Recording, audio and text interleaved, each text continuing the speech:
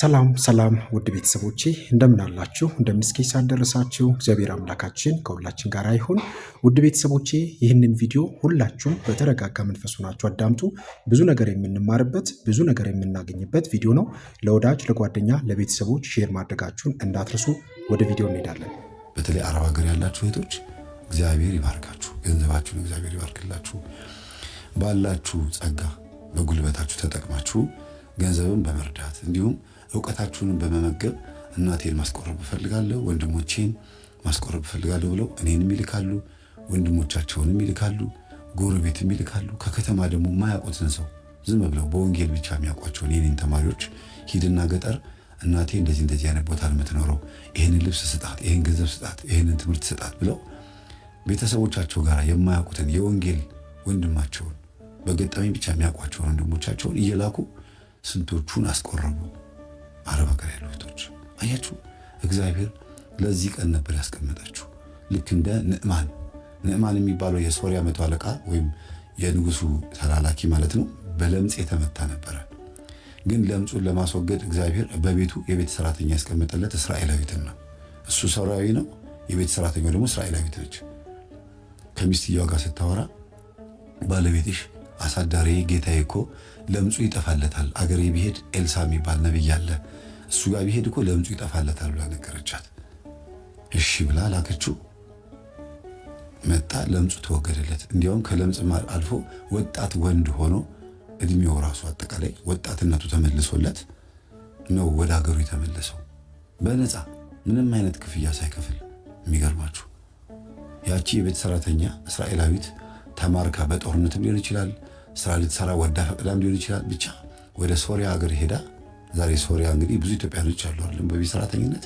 ወደዛ ሀገር ሄዳ የአገሩን ከንቲባ መቶ አለቃውን ከለምጽ ያዳነችው እግዚአብሔር ይችል እዛ ቤት ያስገባት ለበጎ ነው ማለት ነው። እና እናንተም እህቶች ወንድሞቻችን በአረብ ሀገራት ያላችሁ በየትኛውም በአውሮፓም በአሜሪካም ያላችሁ በሁላችሁም በአጠቃላይ ከኢትዮጵያ የወጣችሁ ከገጠር ወጣችሁ ከተማ የተቀጠራችሁ በሙሉ እናትና አባታችሁን ቤተሰቦቻችሁን ወንድም እህቶቻችሁን ባላችሁንም ሚስታችሁንም ጭምር ለማዳን የምታደርጉት መፍጨርጨር እግዚአብሔር የሚመለከተው ስለሆነ እንዳታቆሙ። በጣም በጣም በጣም ትልቅ ስራ እየሰራችሁ እንደሆነ ያየሁትና ወደ ገጠር በመሄዴ እንዴት እንደተጠቀምኩኝ በጣም ብዙ እህትና ወንድሞች ውጭ ሀገር ሆነው በስልክ ብቻ ነው ስራ የሚሰሩት። ስልክ በቃ ገንዘብና ስልክ፣ ገንዘባቸውና ስልካቸው ትልቅ ስራ እየሰራ ነው። እኔ እንኳን እዚህ ሆኜ ያልሰራሁትን ስራ ሰርተው ነው ማገኛቸው። የኔ ስራ መሄዶ ማየት ነው፣ ገጠመኙን ሰምቶ ማቅረብ ነው። አሁንም ማሳሰበው እንዲያው ስራዬን እየቀማችሁኝ ነው፣ አገልግሎቴን እየቀማችሁኝ ነው። ጥሩ ነው፣ ያ ማለት እያገዛችሁኝ ነው ማለት ነው። እፎይታ እየሰጣችሁኝ፣ ረፍት እየሰጣችሁኝ ነውና እግዚአብሔር ይባርካችሁ፣ ተባረኩ። ይሄን እንድል የሚያደርገኝ ምንድነው? በአንድ ጊዜ አንድ ሰፈር ውስጥ 7 እናቶች ጨሌ ጥለው ተጠርቼ ነው የሄድኩት። ጨሌ ጥለናል፣ እናቶቻችንን ጨሌ ያስጥለናል። ህዳር ወር ሲመጣ ለመንፈሱ ቡና እያፈሉ፣ ሰኔ ወር ሲመጣ፣ መስከረም፣ ክረምት የተለያዩ ወቅቶች ሲመጡ ለመንፈሱ ቡና እያፈሉለት ብዙ ነገር ያደርጉለታል። መገበሪያስ እንዲሆኑ እየወሰዱ የማያደርጉት ኮተት የለም። በቤታቸው ውስጥም ፍየል እያረዱለት፣ ብዙ ዶሮ እያረዱለት ለራሄሎ የማያደርጉት የለም። ሮሃኒያ የምትባል ሴጣን ደግሞ አለች ወደ ወሎ መስመር አካባቢ ብዙዎቹን ዶሮዎችና በጎች የፈጀች እና እንዲህ አይነት መናፍስቶች በጣም ብዙ ወጣት እህትና ወንድሞቻችንን ሊያበላሹ ሞክረው በቁጥጥር ውስጥ የዋሉት በማዳመጥና በመንቃት ነው እንጂ ወንጌል ብቻ የሚያስተምሩ ወንድምና እህቶቻችንን ወይም ደግሞ ወንጌል ብቻ የሚያስተምሩ መምህራንን በመስማት ብቻ አይደለም ይሄ ነገር የሚመጣው፣ ጠላትን በማወቅም ጭምር ነው። አረብ ሀገር ያላችሁ እህቶቻችን በጣም የምትገርሙኝ አንድ ነገር ልንገራችሁ። እናታችሁ እንዴት ታመልክ እንደነበር፣ አባታችሁ ምን ያመልክ እንደነበር ስለምታውቁ አይደለም እንዴ የእኛን ትምህርት በደንብ የምታዳምጡት? ያንን ስለምታውቁ እኮ ነው ወደ ገጠርም ሰው ልካችሁ እናቴን አስቆርቡልኝ የምትሉት፣ ጨሌውን አስጥሉልኝ መምህር ብላችሁ የምትልኩ። ስለዚህ ተልኳችሁን ፈጽማለሁ። እኔ ምንም አርፌ አላውቅም። 2017ማ ብዙ ቦታ ሄድኩት፣ ብዙ ገጠር። ግን እናንተ የእናትና የአባታችሁን ህይወት ስለምታውቁ ነው ይሄንን ነገር በተግባር የምትፈጽሙት። ይሄ ያልገባቸው መምህራን፣ የማህበራዊ ሚዲያ ቲክቶከሮችና ዩቲዩበሮች አጠቃላይ አውቃሉ የሚሉ ሃይማኖታቸውን ስለሚያውቁ የሚመስላቸውና ተቆርቋሪ መስሎ እኛን የሚተቹን ሰዎች እንዴት በገባቸው እናንተ የምታደርጉት ነገር እናንተ የገባችሁ ነገር ቢገባችሁ እንዴት ጥሩ ነበረ። ምክንያቱም ቤታችሁ ውስጥ እንዴት ከእናታችሁ ጋር ቡና ስታፈሉ እንደነበር እንዴት ስትካድሙ እንደነበረ መረጃው እናንተው ራሳችሁ ናችሁ። እኛ የምናወራው ነገር የሚገባችሁ እናንተው ናችሁ፣ ሌላ ማንም አይገባው። ለዚህ ነው ሰብስክራይባችን ያልጨመረው። በጣም ጥቂት ሰዎች ናቸው የሚረዱን የምንለው ለዚህ ነው። ቀልድ አይደለም የምናቀርበው፣ ጨዋታ ፌዝ አይደለም፣ ወይም ፖለቲካ አይደለም፣ ወይም ደግሞ መዝናኛ ፕሮግራም አይደለም የምናቀርበው። ሲሪየስ የሆነ የላይፍ ጉዳይ ነው። የህይወት ጉዳይ ከሆነ ደግሞ የሚሰሙን በጣም ጥቂት ናቸው። የሚያላግጥ በጣም ብዙ አለ። ችግር የለውም ሲገባው አንድ ቀን ሲረዳ።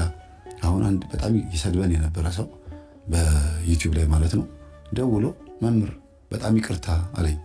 አንድ ቀን ራሱን ይገልጣል፣ እንግዲህ ይፋ ይወጣል። መምህር እናቴ ላይ ችግር እንዳለባት አወቅኩኝ። ይሄ ሁሉ እናንተን ስሳደብ ለምንድን ነው ያን ልጅ የምትሰድበው? እኔ አንተ እንዴት እንዳሳደግኩ ጠፍቶህ ነው? ይሄን ሳታቀርተህ ነው ብዬ ስለው ብላ ስትለኝ እናቴ ምንድን ነው አድርገሽ ያሳደግሽኝ? እኔ አላውቅም፣ እኔ ከአንቺ ጋር በሰላም አደጌን ነው የማውቀው። አይ በልና ልንገር ብለው ቁጭ አድርገው እነ መምህር ተስፋ የሚያወሩትን ከጎረቤት እጄ ሰምቻለሁ። ልጅሽ የሚሳደበው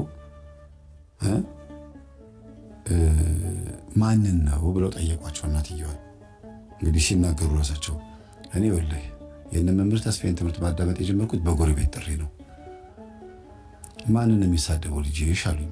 ማንን ተሳደበ ስላቸው እንዴ የምታመልኪውን አዳልሞቴን፣ ጠቋርን፣ ወሰንገላን፣ ራሄሎን አልነበር የምታመልኪው? ልጆችሽን በዚህ አልነበር እንዲያሳደግሽው እየካደምሽ? ይህንን እንዴት አያውቅም ይሄ ልጅ? አይ እሱ ያደገው አያቱ ጋር ነው። ስለዚህ ይሄ ልጅ ምንም በማያውቀው ገብቶ እነዚህን መምህራን እየተሳደበ ነው። ቁጭ አገሽ አስተምሪው፣ ካልነገርሽው አይገባውም። ለማንኛውም አንቺ መጀመሪያ ማዳመጥ አለብሽ ብለው እኔን አሰምተውኝ አልቅሽ አልቅሽ ለካ ሁሉ የምትንከራተተው ይህ ሁሉ አረብ ሀገር ተሰደ በረሃ ላይ ያ ሁሉ ብር አምጪ ብለህ ክፈሉልኝ ብለህ እንዲህ ስትንከራተት የነበረው አረብ ሀገር ሰው ሀገር ሄደህ ያ ሁሉ መከራ የደረሰብህ እስር ቤትም ገብተህ ችግር ውስጥ የገባኸው በዚሁ በእኔው ተንከራታች መንፈስ ነው፣ አንከራታች መንፈስ ነው። እና እንደው ትዳር ያዝ ስልህ አግባ ስልህ ይሄን አርግ ስልህ የምትሰጠኝ ምክንያት ግን ይገባሃል አሉት እናትየው። እና እናቱ እንደ መጀመሪያ ጊዜ በጽሞና ነው ያዳመጣቸው። በደንብ ስማኝ፣ አንተ ብትቃወማቸውም እኔ ግን ያወሩት ነገር ትክክል ነው ብዬ ያንተን እከራከራለሁ። ያሳደግኩህ በእነሱ ነው። ምንም እንኳን እኔ ጋር ባታድግም አያትህ ጋር ሄደህ ብታድግም የእኔ እናት ግን አንተን ያሳደገችህ ደግሞ እኔ ቤት ውስጥ ባለው ጨሌ ነው። ምንም የምታውቀው ነገር የለም። እሷ ለእኔ ጨሌውን ከሰጠችኝ በኋላ ነው አንተ እሷ ቤት ሄደህ መኖር የጀመርከው ብለው ይህንን የሰልበን የነበረውን ሰው በቲክቶክ በዩቲዩብ ማለት ነው ቁጭ አድርገው እናቱ ነግረውት የእኛን ትምህርት እንዲያዳምጥ አድርገውት ደውሎ ይቅርታ ጠየቀ። ለምን እንዴት እንዳደገ ሲያውቅ እና ወንጌል መጥቀሱ የቅዱሳንን የሐዋርያትን መጽሐፍት ብቻ ገልጦ በማንበብ አይደለም የሚመጣው። ይሄ ጉዳይ በመመርመርም ዘመኑን በመዋጀትም የአባቶቻችንን ስንክሳርና ገድሉን በመጎብኘትም ጭምር ነው።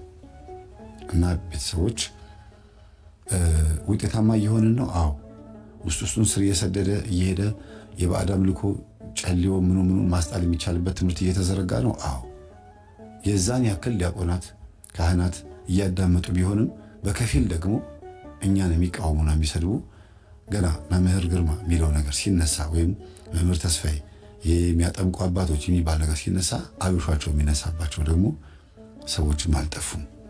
ስንሄድ ወደ ገጠር ክልል የሚገላመጡን ውጡልን ከዚህ የሚሉን አልጠፉም። ልክ ኢየሱስ ክርስቶስ ወደ አንዲት ከተማ ሄዶ በመቃብር ስፍራ ላይ ይጮህ የነበረን አንድን ሰው ሲፈውሰው እላዩ ላይ ያሉትን አጋንንቶች ውጡ ሲላቸው ወደ አሳማዎቹ ገብተው አሳማዎቹ ገደል ገቡ ነው የሚለው። አጋንንቶች የገቡባቸው ሰዎች ገደል ነው የሚገቡት። ስለዚህ አጋንንት ሲደነብር እንዴት እንደሚያደርግ በአሳማዎቹ ማየት ይቻላል። እና የነዛ የአሳማዎቹ እረኞች ግን ውጣልን፣ ሂድልን፣ ከሀገራችን ከዚህ ሰፈር ውጣልን ብለው ነው ኢየሱስ ክርስቶስን የሰደቡትና ያባረሩት። አያችሁ፣ ሰው ሲድን አይወዱም። አሳማዎቻቸው ገደል ስለገቡ ግን ቢዝነሳቸው ተነካባቸው። አሁንም ያሉት ደብተራዎች እነዛ ናቸው። ውጣልን፣ ውጡልን፣ ከሀገራችን ሂዱልን፣ ከዚህ እናንተ ሐሰተኛ አጥማቂያን በሚል ስም ለጥፈውብናል። እነሱ የሚያደርጉት ነገር ግን ሲገለጥባቸው እኛ ላይ ነው። እንግዲህ አብዬ ልከክ ወደ ብዬ ልክክ ነው። እነሱ የሚያደርጉት ነገር ጥበብ ነው። መስተፋቅሩ፣ ግርማ ሞገሱ፣ አፍዛ ደንዝዙ ስንቱ ስራ የሚሰሩት ነገር በሙሉ ሰው አዳብት አድርጎት ፈዞላቸው ደንዞላቸው ስለሚኖሩበት ምንም ችግር የለውም። አያችሁ። እኛ ግን ይህን ስናጋልጠው ግን ሐሰተኛ አጥማቂያን ብለው ሚል ስም ለጥፈዋል። ስለዚህ ውጡልን ያሉት ልክ አሳማዎቹን ይጠብቁት እንደነበሩት እረኞች ነው። ለምን ሰው ዳነ? ለምን ጨሌ ጣለ? ለምን ከአሳማ እኩል የሚመሳሰለው መንፈስ ለምን ወጣ? እንዲህ በቲክቶክ አንድ የሆነ ቪዲዮ አይቼ ገረመኝ። የገጠር ሰው ነው የከፈተው ቲክቶኩን እና አህያና የሆነ ወጣት ጎን ለጎን ቆሞ ፎቶ ነው ቪዲዮ ለቀቀና ምን አለ፣ እንደው በገጠር ክልል ላይ አህያውን ያልተገናኘ ወጣት አለ ብሎ እኔ እንዲያውም ቃላቱን አስተካክየው ነው አህያውን እንትን ያላደረገ ማን አለ እስቲ ትውስታ ያለበት ይጻፍ ብሎ ኮሜንት አልጻፈም።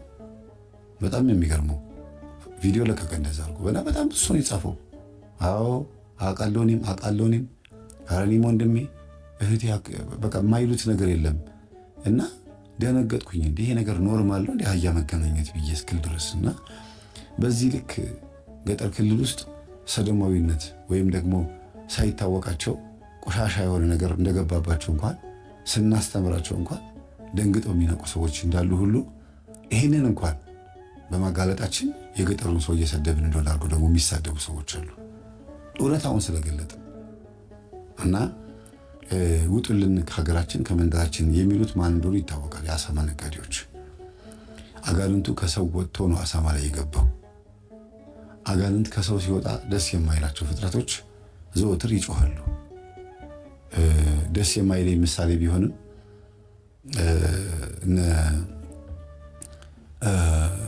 አንዳንድ ሰዎች የሚጠቅሷቸው ጥቅሶች አሉ። የመጽሐፍ ቅዱስ ጥቅስ ባይሆንም አባባሎች ናቸው። ግመሉም ይሄዳል ውሾቹም ይጮሃሉ ብሎ የሚሉት ነገር አለ እና ምንም እንኳን ባልወደውም ይሄን አባባል አንዳንዴ ውሾች የሚለውን ሀሳብ ዝም ብሎ በሚጮሁ ሰዎች መመሰሉ የሚጠቅም ይመስለኛል። ውሻ የሚለውም በአጋንንት እንውሰደው፣ ምክንያቱም ለሰው አይመጥነውም። ግን ዘወትር አጋንንት በሰው አንደበት ላይ ሆነው ሰዎችን ይነቅፋሉ፣ እኛንም ይዘልፋሉ። ግመሏ ግን ዝም ብላ ትሄዳለች እና ግመልና ሽንት ወደ ኋላ ነው ይባላል። ጊዜ ከበስተኋላ ነው ብዙ ጉድ ያለው። በጣም ብዙ ነገር ከበስተኋላ ነው ያለው። ታሪካቸውን ሲያጠኑ እኛ ላይ አፋቸው የሚከፍቱ ሰዎች ወደ ኋላ ሄድ ብለው ታሪካቸውን ሲያጠኑት ምን እንደሚያጋጥማቸው ያውቃሉ እኮ። ምን እንደሚሰሙ ያውቃሉ። ምን ትዝ እንደሚላቸው ያውቃሉ። ግን ለይምሰል በቃ ለቤተ ክርስቲያን ተቆርቋሪ ለመምሰል አለሁ ለማለት የማስመሰል የድራማ ህይወት። እንዲያውም አንደኛው ነው አርቲስቶች ይሻላል እኮ በትወና ይከፈላቸዋል። አስመሳይ ሆነው ጫትቃሚ፣ አጫሽ ምናምን ሆነው ጠጭ ሆነው ይተውናሉ። ህይወታቸው ላይ ላይኖርም ሊኖርም ይችላል። ግን በቲክቶክ እና በዩቲዩብ ላይ ያሉት አጉል መንፈሳዊ የሚያጫውታቸው ሰዎች ግን የእውነት ለመምሰል ይሞክራሉ፣ ሳይሆኑ ማለት ነው። ቅዱስ ቁርባን በመቀበል ዙሪያ፣ በመስገድ በመጾም በመጸለይ ዘውትር በመትጋት ዙሪያ ቢመዘን ማን እንደሚበልጥ ይታወቃል እኮ። የሚገርማቸው የመናፍስትን ሴራ ትምህርት የሚያዳምጡ ሰዎች እንዴት መናፍስትን ሴራውን አጋልጠን ለንስሐ ሕይወት እንደምንበቃ ምንማማር ተማሪዎች የት ህይወት ውስጥ እንዳለንና በምን ደረጃ ላይ እንዳለን ይታወቃል። እግዚአብሔር ይመስገን። በቂ እውቀት ላይ ኖረን ይችላል። እንደ አብነት ትምህርት ቤት እንደ ነገረ መለኮት ተማሪዎች እንትኑን ዘርዝረን ላንናገር እንችላለን፣ ወይም ላትናገሩ ትችላላችሁ። ጊዜ ከጊዜ አንጻር ማለት ነው። እንደ ምዕመንነታችሁ የሚበቃችሁን መረጃ ብቻ ይዛችሁ ሥላሴ ሶስት አንድም ሶስትም መሆናችሁን ማወቅ በቂ ነው የሚል ሰው አለ። አንዳንድ ጊዜ ኢየሱስ ክርስቶስ አዳኝ እንደሆነ በቂ ነው ማወቄ፣ ከዚህ በላይ አያስፈልግም። እመቤቴ ቅድስት ድንግል ማርያም እንደምታማልደኝ፣ መላእክት እንደሚያግዙኝ፣ ቅዱሳን እንደሚያማልዱኝ ማወቄ አይበቃኝም እንደ ይላሉ። በቃ ትክክል ነው። ከዛ በላይ እንደ ስነ መለኮት እንደ ነገረ መለኮት መምህራን መተንተን አይጠበቅባችሁም የመዳንን መንገድ ካወቃችሁት።